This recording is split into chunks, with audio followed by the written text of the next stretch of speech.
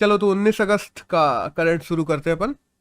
आज की first news आई है कि अफगानिस्तान गवर्नमेंट काउंसिल को लेके आजकल न्यूज में लगातार अफगानिस्तान बना हुआ है। और बाय द वे इस पे मैं एक सेपरेट वीडियो बना रहा हूँ जो जहाँ तक है आज शाम तक या कल सुबह आ जाएगा। अफगानिस्तान गवर्नमेंट काउंसिल के द्वारा अब अफगानिस्तान चलाया जाएगा, ठीक है। और अफगानिस्तान गवर्नमेंट काउंसिल में वही लोग होंगे जो शरिया लॉस को लागू करवाएंगे, सीधी सी बात है कि हम्म। जो कुरान में है, जो टीचिंग्स हैं, प्रैक्टिसेस हैं। देखो, शरिया लॉस होते क्या है ना, कुरान में कुछ टीचिंग प्रैक्टिसेस हैं, प्लस प्रॉफिट मोहम्मद के द्वारा कुछ चीजें प्रैक्टिकली की गई थी, तो उन सबको शरिया लॉस माना जाता है। तो उन सभी लॉस को अब अफगानिस्तान में जो गवर्नमेंट काउंसिल नई आई है वो उनको लागू करवाई किया जा रहा है। अब यहाँ पे, अब देखो, इंडिया में भी कहा जाए तो इंडिया में भी लॉस लागू होते हैं, बट ये उतनी हार्शली लागू नहीं होते जितना अफगानिस्तान में हो रहा है। क्योंकि इंडिया में भी अपन देखते हैं मुस्लिम पर्सनल लॉ है 1937 का। और जो अपन बात करते हैं ना कि separate Hindu civil law law भी है, ऐसी बात नहीं है। सेपरेट हिंदू सिविल कोड भी है, हिंदू सक्सेशन एक्ट, जिसको 1956 में आया था अपना। या फिर Parsi marriage and divorce act 1936 में आया था। या फिर जो लोग कोई धर्म को नहीं मानते तो उनके लिए स्पेशल मैरिज एक्ट अलग से है इंडिया में। मतलब इंडिया में भी ऐसा नहीं है कि इंडिया में ये सब लॉस कोड्स नहीं है, बट इंडिया में उतने हार्शली फॉलोस नहीं किए जाते। और इंडिया समझता है कि मिडविल सेंचुरी के लॉस से, जब मिडविल एंशियंट टाइम की बात करते हैं अपन, मिडविल की या एंशियंट की, उन लॉस से मॉडर्न 21st सेंचुरी को नहीं चलाया जा सकता। तो इसलिए हम्म। अपन लोगों ने लॉस को उनके अनुरूप चेंज भी किया है, इन लॉस में अंतर भी लाया है। लेकिन अफगानिस्तान में क्या है ना, अफगानिस्तान में उस टाइम के उन्हीं लॉस को पर्टिकुलरली माना जा रहा है बिना चेंजेस के। ये प्रॉब्लम है सबसे बड़ी। हम्म। अब देखो, हम बता ना, मुस्लिम पर्सनल लॉ की थोड़ी सी बात करें तो जब अपन इसकी बात करते हैं ना, तो अरेबिया में 17th सेंचुरी तक कोई भी इस्लामिक कल्चर नहीं था, ठीक है।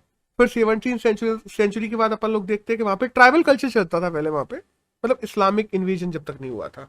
फिर इस्लाम आया वहां पे 17th सेंचुरी के बाद में।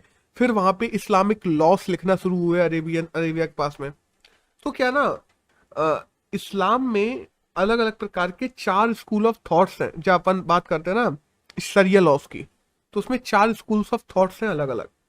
जैसे हिमाफिया है, मलिकिया है, शफीफिया है, और हानावालिया है, ठीक है। जो अभी सऊदी अरब में माना जाता है ना इस्लामिक लॉ, उसको हम्म। हनाबलिया ही कहा जाता है। इस्लामिक लॉ के ये 4 अलग अलग स्कूल ऑफ थॉट्स हैं जिनको अलग अलग लोग फॉलो करते हैं। और यही हानाबलिया का, इसी को ही अफगानिस्तान में जो अभी तालिबानी लोग आए हैं वो भी इसी शरिया लॉ को फॉलो करवाएंगे। तो यहाँ पे बस ये जानना जरूरी हो जाता है कि इस्लामिक लॉस या शरिया लॉस कितने टाइप्स के होते हैं, उनमें से कौन कौन से कहाँ कहाँ फॉलो किए जा रहे हैं। तो ये अपन लोगों ने थोड़ा पढ़ लिया, थोड़ा बेसिक पढ़ लिया पीछे का, ठीक है। अब नेक्स्ट न्यूज की बात करें तो एक आई है सुप्रीम कोर्ट की तरफ से कि सुप्रीम कोर्ट ने फैसला दे दिया है कि एनडीए में महिलाएं अलाउ की जाएंगी। अभी यो नवंबर से एग्जाम होगा नेशनल डिफेंस एकेडमी का, उसमें महिलाओं को भी, महिलाएं या जो बच्चियां हैं वो लोग भी पेपर दे सकेंगे।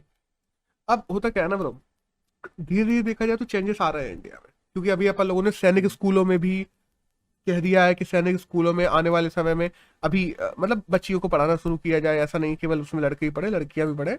और फिर आने वाले समय में धीरे धीरे करके सैनिक स्कूलों को ऐसा बना दिया जाएगा कि ये किसी एक सेक्स के लिए ना हो, पर्टिकुलरली सबके लिए हो। तो यही किया जा रहा है और यही सेना में देख रहे हैं अपन लोग, धीरे धीरे किया जा रहा है। समय के साथ में अच्छे चेंजेस आ रहे हैं, देखते हैं आगे क्या होता है। हम्म। अब एक नेक्स्ट न्यूज आई है पेज नंबर 7 पे द हिंदू के ही, कि जो 40% तकरीबन जो यूथ है अफगानिस्तान का, अफगानिस्तान की वो एक डाटा दिया हुआ है थोड़ा सा, तो वो थोड़ा जानना जरूरी रहता है कि 40% जो यूथ है वो आज तक कभी स्कूल नहीं गया है।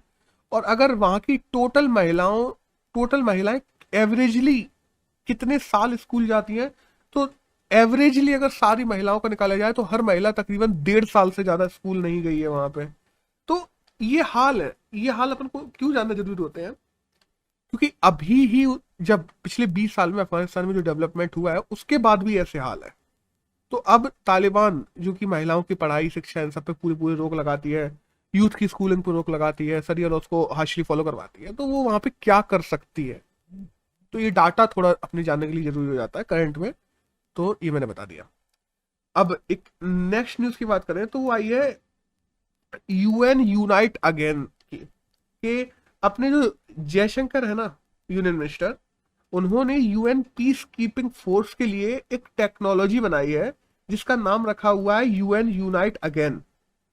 और हाँ, एक और है, एक यूएनसीयूआईआर करके, UNCUIR academy for peace and operation भी इंडिया बनाएगा, क्योंकि अपन जानते हैं ना कि इंडिया इस समय यूएन का अध्यक्ष बना हुआ है अगले 2 साल के लिए, तो नॉन परमानेंट अध्यक्ष के रूप में है।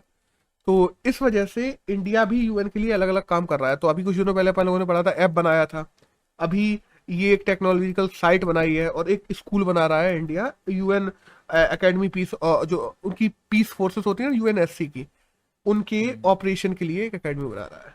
So that's all. अब एक नेक्स्ट न्यूज की बात करें तो आइए सेंट्रल गवर्नमेंट की तरफ से, तो जो पाम ऑयल होता है ना, अभी कुछ दिनों पहले याद करो अपन लोगों ने पढ़ा था कि पाम ऑयल लगातार बढ़ता चला जा रहा है, बढ़ता चला जा रहा है, बहुत महंगा हो रहा है ये वो।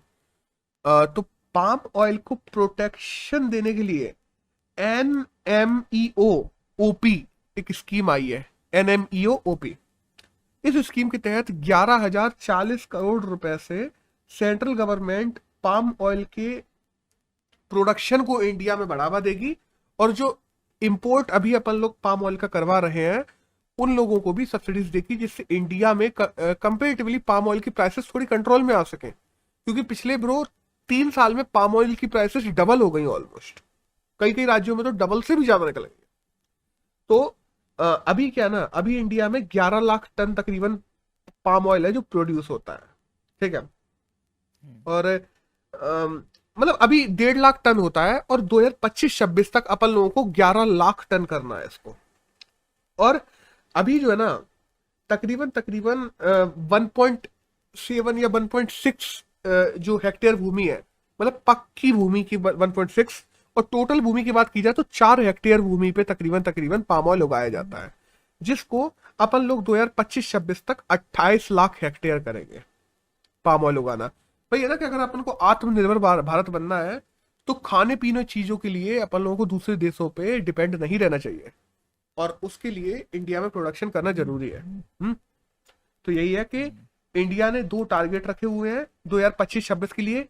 एक तो पाम ऑयल का जो प्रोडक्शन है वो 1.5 लाख टन से 11 लाख टन पहुंचाना है, और जो अभी 4 लाख हेक्टेयर में पाम ऑयल उग रहा है उसको 28 लाख हेक्टेयर तक पहुंचाना है।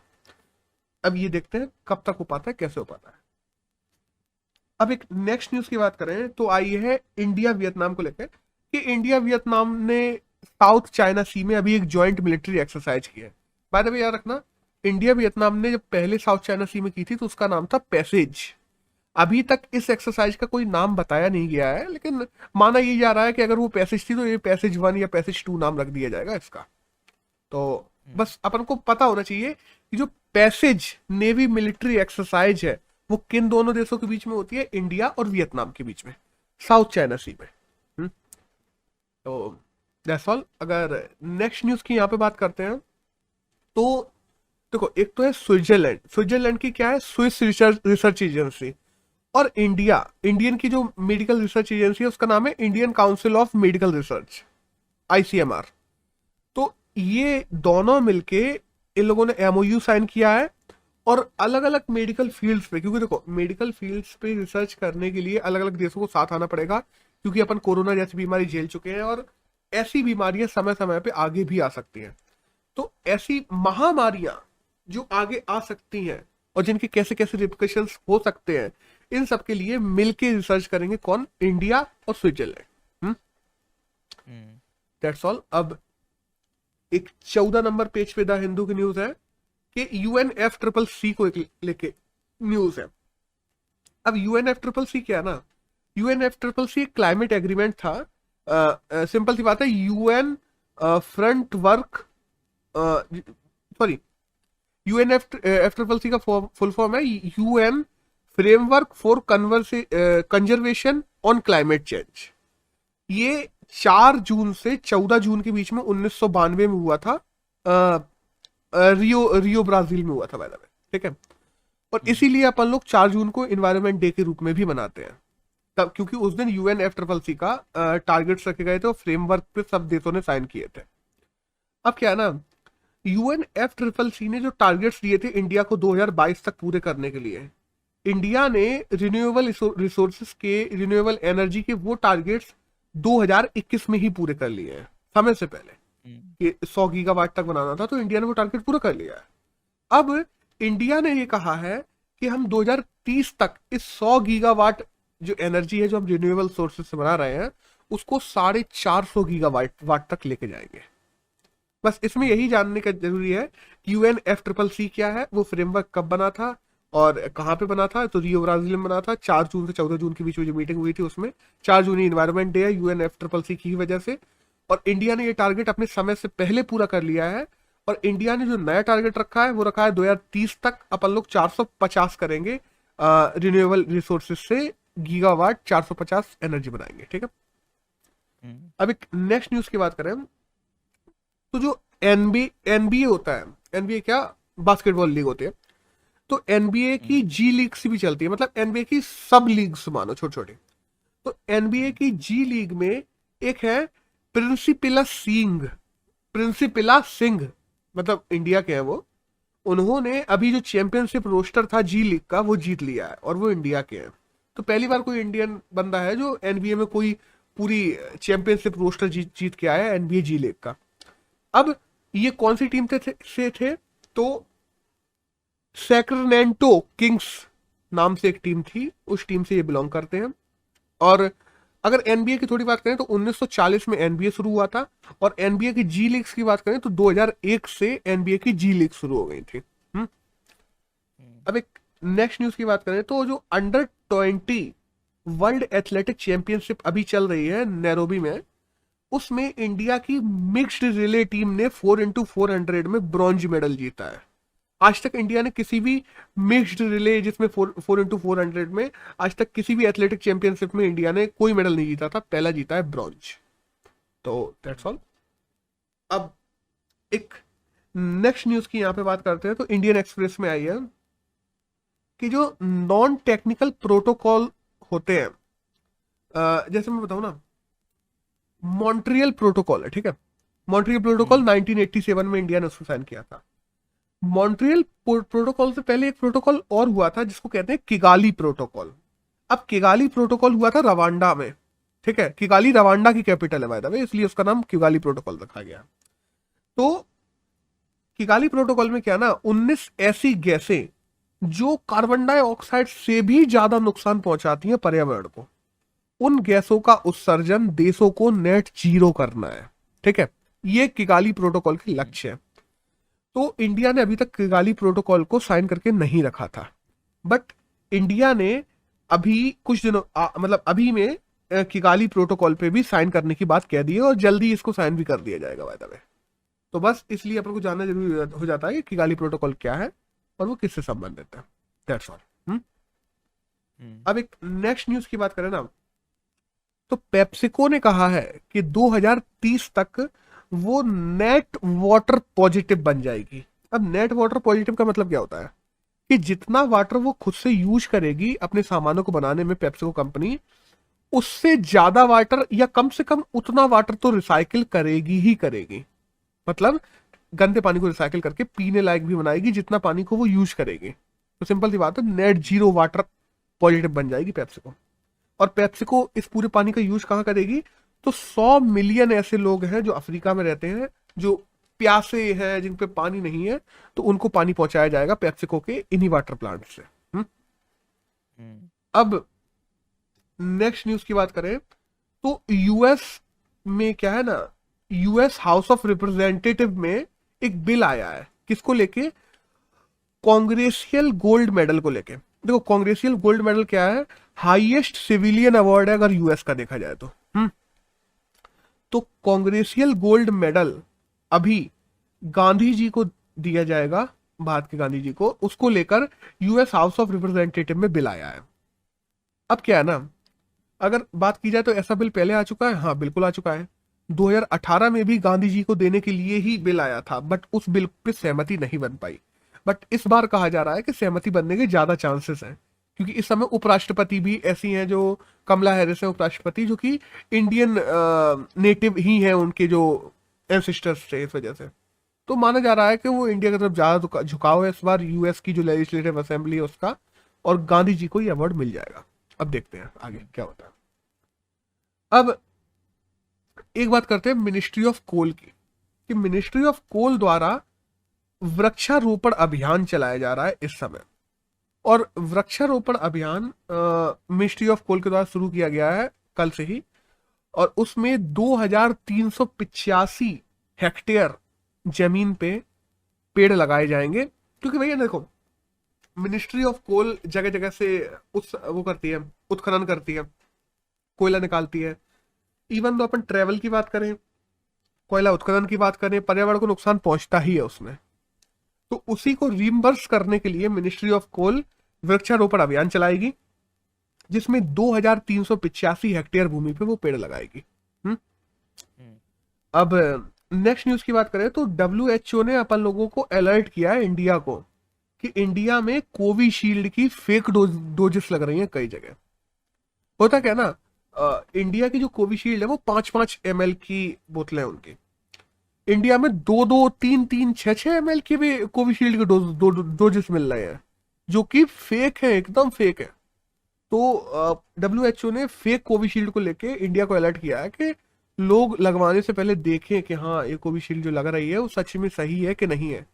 क्योंकि बीच में ही देखो, सरकार की इसमें प्रॉब्लम नहीं है, सरकार सही कोविशील्ड भेज रही है, सही टीके भेज रही है, बट बीच में दूसरी कंपनियां अपने फायदे के लिए उन टीकों को बदल दे रही हैं, और जो गत्ते वहां से निकाले जा रहे हैं उनको प्राइवेट मार्केट में पैसों में बेच दिया जा रहा है। क्योंकि लोगों में इस समय वैक्सीन लगवाने के लिए गहमा गहमी है कि हम 500,000 रुपए भी दे देंगे, हमें बस वैक्सीन चाहिए।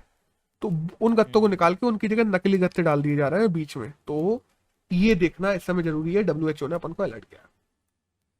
अब एक नेक्स्ट न्यूज की बात करते हैं कि चाइना ने ना जो एंटी कॉम्पिटिटिव प्रैक्टिसेस हैं, एंटी कॉम्पिटिटिव प्रैक्टिसेस क्या होते हैं ना, कि कोई भी प्लेटफॉर्म किसी भी बंदे को फोर्स करे कि हाँ तुम हमारे यहाँ नौकरी करते हो तो हमारे यहाँ से, जैसे अलीबाबा में कोई नौकरी करता है तो फोर्स करे कि अब तुम घर का जितना भी सामान खरीदोगे वो अलीबाबा से खरीदोगे, समझ रहे हो।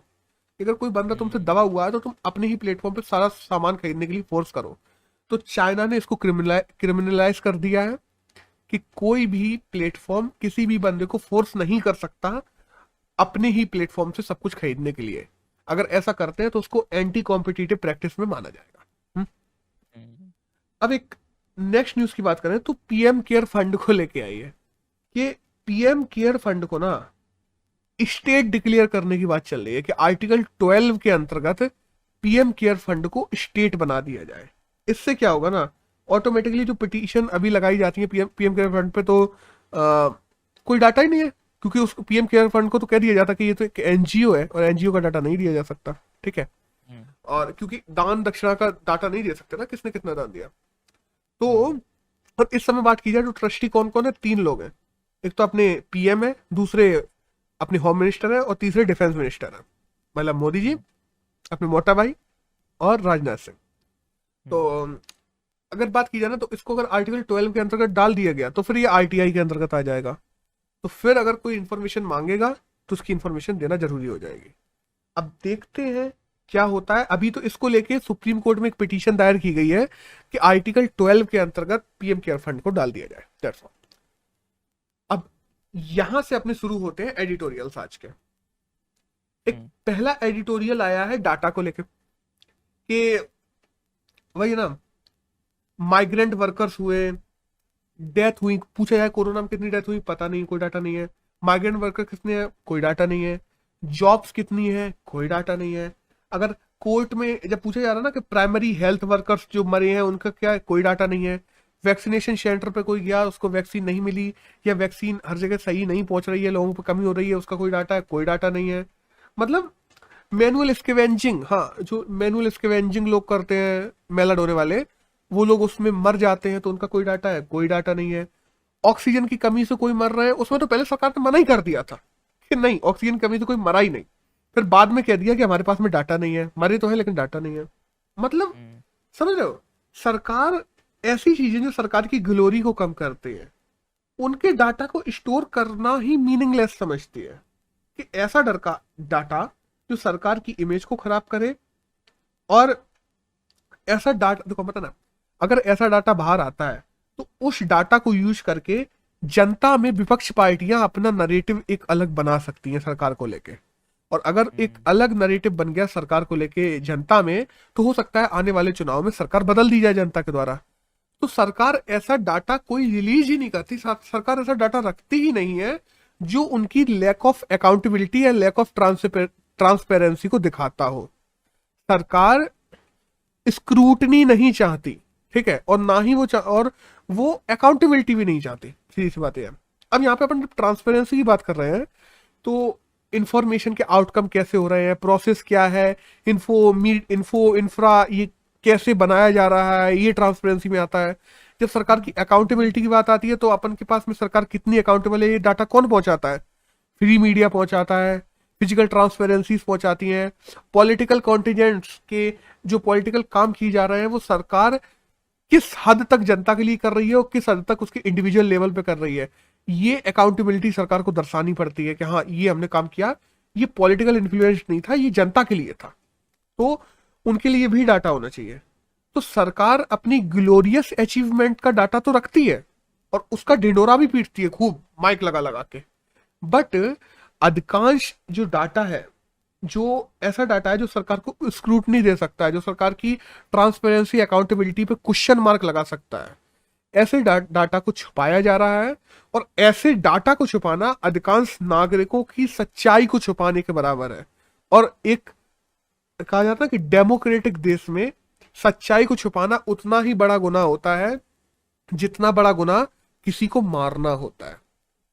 तो ये सब चीजें रखी इस डाटा में। अब तेरा क्या मानना है, तू बता ब्रो।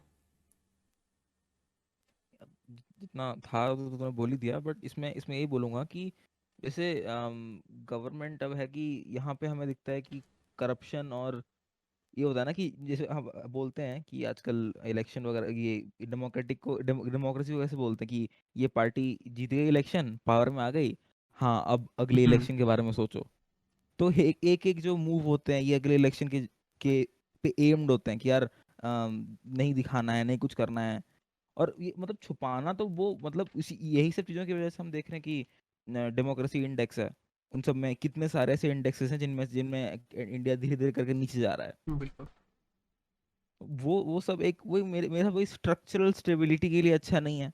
वो ऐसे हम्म एक देखोगे तो देखने में लगता है नहीं ये डेटा नहीं आया तो थोड़ी सी मतलब में भी मिसमैनेज हो गया होगा, कुछ हो गया होगा, लेकिन हम थोड़ा पीछे थोड़ा बड़ा व्यू लेके देखेंगे तो इतनी सारी चीजें जो डेटा नहीं है, हम उन हम्म कितनी किसानों के कितने सुसाइड हुए वहां से, फिर कोरोना में तो भाई कुछ डेटा नहीं है, कहाँ डेटा नहीं है। और फिर ऐसा भी नहीं है ना, मैं बहुत पहले से बहुत सारी चीजों का डेटा नहीं है। हम्म वो देख के लगता है कि नहीं यार वो कुछ वीकनेस आ रही है हमारे स्ट्रक्चरल डेमोक्रेसी में। एग्जैक्टली। और तो ये पूरा था इस एडिटोरियल में। अब अपन एक नेक्स्ट एडिटोरियल की बात करें तो वो पुलिस को लेके आया है कि क्या हमें ऐसी पुलिस चाहिए देश में जैसी अभी बन रही है। क्योंकि देखो ना, हम हम्म। बताए ना, इन देखो ज्यादातर एक रिपोर्ट आई थी कि जब इन्वेस्टिगेशन किया जाता है तो आईपीएस रैंक के नीचे के लोगों से पूछा गया था कि जब इन्वेस्टिगेशन किया जाता है तो उसमें अगर अपराधियों को मारा पीटा जाए तो ये सामान्य बात है। तो हाँ, सब लोगों ने कहा ये तो नॉर्मल सी बात है, क्योंकि अपराधियों में डर भी होना चाहिए। और देखो हम बताना, अपराधियों में डर होना चाहिए इन्वेस्टिगेशन के टाइम, बिल्कुल मैं मानता हूं, ठीक है। हम्म। लेकिन जन सामान्य में भरोसा होना चाहिए पुलिस को लेकर, उसमें डर नहीं होना चाहिए। लेकिन यहाँ पे हो क्या रहा है दूसरी तरफ, अपन लोग जैसे अब देखो क्या है, फ्रीली घूम सके समाज, समाज को डर ना हो, समाज को पता हो हमारी रक्षा करने के लिए कोई है, ये भरोसा होना चाहिए सरकार जन सामान्य का पुलिस को लेके। क्योंकि हम्म। आज क्या होता जा रहा है ना कि पुलिस को लेके अपराधियों में तो डर कम हो रहा है, बल्कि दूसरी तरफ जो अपन कहते हैं ना, good conduct, empathy, quick reflexes जो पुलिस के होने चाहिए अपराधियों को लेके, वो तो नहीं है।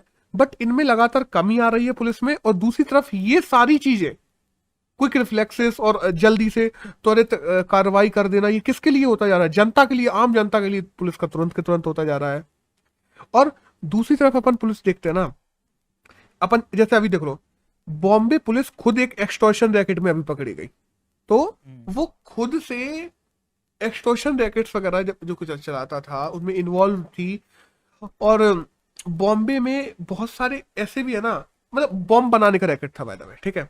और जो चार्जेस हैं, पुलिस पे उल्टे चार्जेस लगा रहे हैं इंडस्ट्रियलिस्ट कि पुलिस हमें फोर्स कर रही है, पुलिस हमारा शोषण कर रही है। और ज्यादातर ये चार्जेस लगते हैं सीनियर आईएएस ऑफिसर पर, सीनियर आईपीएस ऑफिसर्स पर, कि ये लोग हमको झूठे केसेस में फंसा रहे हैं। और पुलिस खुद से एक्सटॉर्शन रैकेट्स चलवाती है अपराधियों के, और इधर इंडस्ट्रीज को परेशान करती है और आम जनता को परेशान करती है, वही है ना। और दूसरी तरफ एक चीज और देखी जाती है कि पुलिस का रवैया एक रिच पुअर को लेके अलग अलग होता है। एक 4 व्हीलर में चलने वाला बंदा, एक 2 व्हीलर में चलने वाला बंदा, पुलिस से कहा जाए ना किसी भी बंदे से कि किसको हाथ पहले दोगे, किसको पहले रोक सकते हो तुम, तो 2 व्हीलर वाले को तुरंत रोक देगा। 4 व्हीलर वाले को रोकने में एक बार सोचेगा। जो रिच पुअर में, वही ना, हमें एक फ्रेंडली पुलिस चाहिए जो रिच और पुअर को बराबर देखे, ठीक है। हमें ऐसी पुलिस नहीं चाहिए जो अपने थाना एक ऑफिस होता है, दैट्स ऑल, इससे ज्यादा कुछ नहीं होता। लेकिन थाने का हवा जनता के बीच में ऐसा बना के रखा हुआ है, अरे वो तो थाने गया था, जैसे कोई गलत जगह चला गया होगा। समझ रहा है कि पुलिस वाले मुंह पे कह देते हैं थाने में आ जाना, थाने में आ जाना, मतलब डर पैदा कर रहे हो तुम जनता में, समझ रहे हो, थाने को लेके कि जैसे थाने में जाने के आप मारपीट के बगल कर दोगे तुम। तो जनता अपना भरोसा खो रही है पुलिस में। और आज अपन जब देखते हैं कि क्राइम अगेंस्ट वुमेन इतने हाई हैं, तो उनको लेकर भी अगर अपन को, जब अपन दूसरे देशों को कहते हैं ना कि अफगानिस्तान में इतना वुमेन्स के राइट्स नहीं है, ये नहीं है, वो नहीं है, इंडिया में भी पूरे राइट्स क्या मिल पाए हैं आज तक? क्या इंडिया में लड़कियां, औरतें 12-1 बजे घूम सकती हैं बिना किसी प्रॉब्लम के? नहीं घूम सकती। क्या इंडिया में महिलाएं, औरतें कितने भी समय निकल सकती हैं? काफी सिटीज में नहीं निकल सकती, ज्यादातर मेजोरिटी में तो नहीं ही निकल सकती। पर ना, अपराधियों का डर बहुत ज्यादा है। जो डर अपराधियों में पुलिस को लेके होना चाहिए, वो पुलिस को लेके नॉर्मल जनता में ज्यादा है। कई बार तो महिलाएं डर की वजह से रात में अपने केस एफआईआर तक लिखाने थाने नहीं जाती, सुबह लिखाने जाएंगे। पुलिस को लेके डर है भाई। तो ये डर जो अपराधियों में होना चाहिए, क्या जो पुलिस हम बना रहे हैं वो पुलिस बननी चाहिए? और जैसी पुलिस हमें चाहिए, जो एम्पैथेटिक पुलिस चाहिए, जो कंडक्ट को मानने वाली, जो क्विक रिफ्लेक्सेस वाली पुलिस चाहिए कि अपराधियों को लेके उनके हो, वो क्या सच में हो पा रही है? कि सारे के सारे rules and regulations police in compare to जो पुअर लोग हैं या जो सिविलियन लोग हैं उन पे ही दिखा रही है, जबकि क्रिमिनल्स और रिच पीपल्स के लिए पुलिस का रवैया अलग ही है। ये एक बहुत बड़ा मुद्दा है। तो यही सब लिखा हुआ है इस पूरे आर्टिकल में, इसी के बारे में चर्चा। मैंने भी लोगों को बोलते हुए सुना है कि जैसे पुलिस स्टेशन की तूने बात की कि पुलिस स्टेशन, अरे अरे मैं तो आज तक कहीं पुलिस स्टेशन गया ही नहीं। हाँ, तो ये अभी मतलब क्या है? इसका मतलब है कि ये बंदा अच्छा बंदा है, लेकिन एक्चुअल होना नहीं चाहिए ये मतलब। हाँ, ये क्या इसका मतलब मतलब है? ये होना चाहिए, हाँ, इसका मतलब ये होना चाहिए कि भाई तूने तूने मतलब ये क्या है? पुलिस स्टेशन लोग जाते हैं, पुलिस हमारे लिए है ना, टैक्स पेयर की मदद करने के लिए है, उनके लिए हमारी सर्विस कर रही है। और तुम जाओगे, अपना काम करवाओगे, लेकिन अब तुम ये बोल रहे हो कि मैं आज तक नहीं गया हूँ, जिसका मतलब एक्चुअली सोसाइटी में ये मतलब होता है कि नहीं तुम बहुत अच्छे बंदे हो, तुम्हें नहीं जाना पड़ा पुलिस स्टेशन। बिल्कुल। तो ये इमेज जो है ना, बहुत ये सही नहीं है बिल्कुल भी। ये मुझे ये लगता है ना यहाँ पे कि जैसे जैसे इंडिया में पुलिस का जो सिस्टम है वो इतना एक मिसमैच सा हो गया है कि पुलिस क्या काम करने आई है ये क्लियर नहीं है। यहाँ पे वो है ना, जैसे बात हुई कि क्रिमिनल्स को कैसे मारना है, तो अभी देखो ऐसे कुछ लोग बोलेंगे कि नहीं, अगर जैसे इन्वेस्टिगेशन के टाइम तुम मारपीट कर दे रहे हो, तुम वही वो जैसे तुमने सुना होगा थर्ड डिग्री टॉर्चर, एकदम से इन्फॉर्मेशन निकलवाने के लिए। और हम सुनते हैं यार इन्वेस्टिगेशन के टाइम बहुत होती है, हम बिल्कुल। सुनते हैं कि यार इनोसेंट लोगों के साथ भी हो जाता है ये। हम्म। वही एक बड़ा रीजन है डर का, कि नहीं यार अगर हम पुलिस के साथ वो कहीं किसी चीज में इन्वॉल्व हुए तो हम पे आ सकता है कुछ, और हम पे आया तो हमारा वो हो जाएगा, हम लोग ये लोग ऐसे इन्वेस्टिगेशन करेंगे। और पुलिस ये भी है ना, सोसाइटी में भी है ना, घर में किसी के पुलिस आ गई तो है कि सोसाइटी में नाम बर्बाद हो जाएगा उसका। अभी तुमने सुना उसके घर रात में पुलिस आई? हाँ, बिल्कुल ब्रो। और ये जो नहीं होना चाहिए ये, क्योंकि पुलिस रक्षा करने के लिए, पुलिस एक ऑफिशियल्स है, किसी हम्म, के लिए भी आ सकते हैं। इस सोसाइटी में नाम बर्बाद हो जाता किसके यहाँ पुलिस आई थी। हाँ, हम्म, अभी अभी ये जो इनोसेंट वाला पॉइंट है कि भाई इनोसेंट, बहुत इनोसेंट बंदे भी फंस जाते हैं। हम्म, पुलिस के इन्वेस्टिगेशन तरीके खराब हैं, उन खराब तरीकों के भी फंस जाते हैं। अब एक ये रीजन है कि भाई तुम्हारा हर बंदा डरता है कि नहीं पुलिस इन्वॉल्व नहीं होना है। किसी का एक्सीडेंट हो गया, तो अब तुमने देखा हुआ एक्सीडेंट, किसी ने कोई क्राइम किया रोड पे, अब तुमने देखा, तुमको गवाही देने जाना पड़ेगा ना, कि तुम बोलोगे ना जाके कि तुम्हारा स्टेटमेंट लिया जाएगा, लेकिन बंदे नहीं देते हैं, हम्म, हमें इन्वॉल्व ही नहीं होना है। तो ये एक एक तो भाई पूरे पूरे प्रोसेस में बीच में आ रहा है। लेकिन अब है कि कैसे ठीक करेंगे इसको।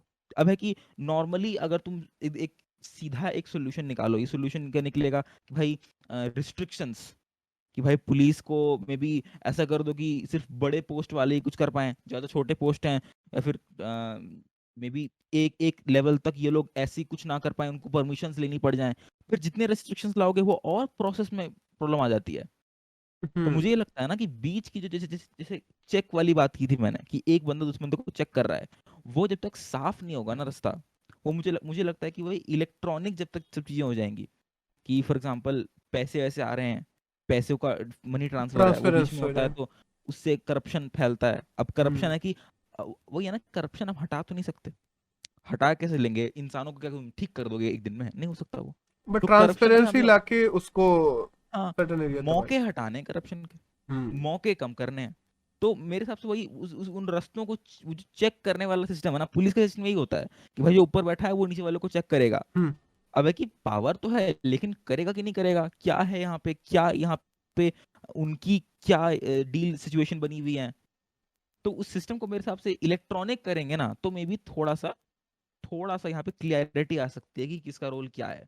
हाँ, और जब जितनी ज्यादा ट्रांसपेरेंसी आती है किसी भी गवर्नमेंट में, उतनी ज्यादा रिस्पॉन्सिबिलिटी उस बंदे को लेनी पड़ जाती है, मजबूरी में लेनी पड़े, लेकिन लेनी हाँ पड़ बिल्कुल जाती है, बिल्कुल। क्योंकि जहाँ पे ट्रांसपेरेंसी आती है वहां पे अगर उसने कुछ गलत काम किया तो जनता से लेके और लॉ तक सब इन्वॉल्व हो जाते हैं, और फिर उसको उसके हम्म, रिप्रिकॉशंस झेलने पड़ेंगे अगर वहां पे भी पड़ेगा। हम्म, दैट्स ऑल। एक लास्ट आर्टिकल आया तालिबान को लेके कि तालिबान को अब जैसे तालिबान आ चुका है अफगानिस्तान पे, ठीक है, तो उसको कैसे फोर्स किया जा सकता है उन डेवलपमेंट्स और उन चीजों को मानने को लेकर जो अभी तक चल रहे थे अफगानिस्तान में पिछले 20 साल से। तो हम्म, देखो, G7 देश क्या करते ना, अफगानिस्तान को फाइनेंशियल एड्स देते थे, ठीक है, उनके डेवलपमेंट के लिए, अफगानिस्तान के डेवलपमेंट के लिए, ये सब बनाए रखने के लिए। तो तालिबान भी नहीं चाहेगा कि अफगानिस्तान को जो फाइनेंशियल एड्स मिल रही है G7 कंट्रीज से, बड़ी कंट्रीज से, डेवलप्ड कंट्रीज से, वो रुक जाए। वो हम्म, चाहेगा ये लगातार मिलती रहे और ये रुके ना। और अभी जो लीडर्स आए हैं ना तालिबान के, वो रिलीजियस फंडामेंटलिज्म में ज्यादा बिलीव करते हैं, ठीक है, कि शरिया लॉस लागू करेंगे, मिडवल लॉस के आधार पे मॉडर्न अफगानिस्तान को चलाएंगे, ये सब चीजों में ज्यादा वो करते हैं।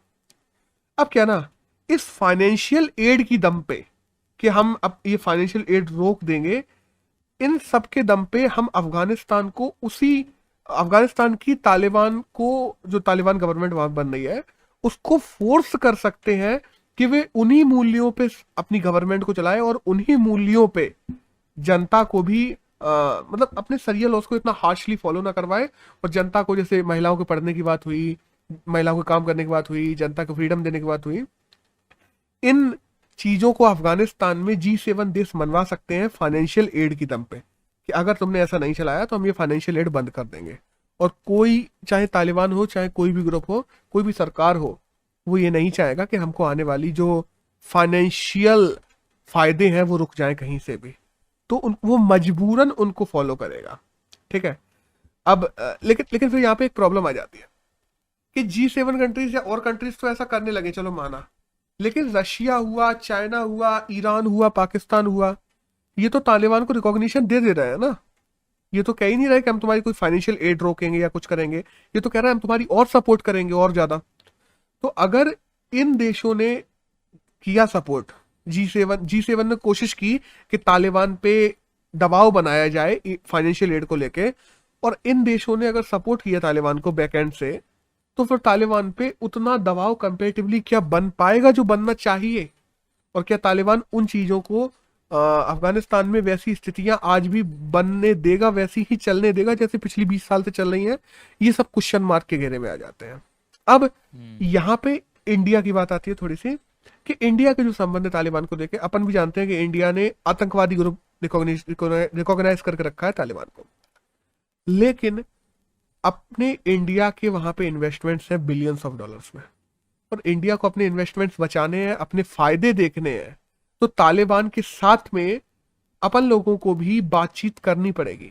बट वही प्रॉब्लम है कि G7 अगर फोर्स करता तालिबान को जैसी स्थितियां वैसी स्थितियां बनाए रखने के लिए फाइनेंशियल एड के दम पे, तो शायद तालिबान उतना हार्श ना हो पाए। बट अगर पाकिस्तान, चीन, रशिया जैसे बड़े बड़े इकोनॉमिकल सुपर पावर्स, टाइकून्स देश उसको रिकॉग्निशन दे देंगे, उसको एड्स देने लगेंगे, तो क्या लगता है वो उस हद तक दबेगा या उन चीजों को फॉलो करेगा जो इंटरनेशनली लोगों के लिए जरूरी है? ये एक बहुत बड़ी क्वेश्चन की बात है।